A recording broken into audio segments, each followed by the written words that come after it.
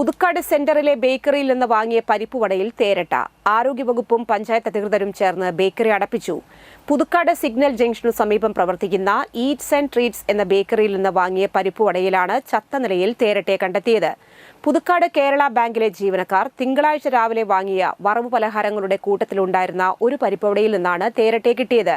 ഉടൻ തന്നെ ബാങ്ക് ജീവനക്കാർ ആരോഗ്യ വിഭാഗത്തെ വിവരമറിയിക്കുകയായിരുന്നു. പുതുക്കാട് ഹെൽത്ത് ഇൻസ്പെക്ടർ ആർ രാജേഷിന്റെ നേതൃത്വത്തിൽ ഉദ്യോഗസ്ഥർ സ്ഥലത്തെത്തി പരിശോധന നടത്തിയ ശേഷം ബേക്കറി അടച്ചുപൂട്ടാൻ നിർദ്ദേശിക്കുകയായിരുന്നു.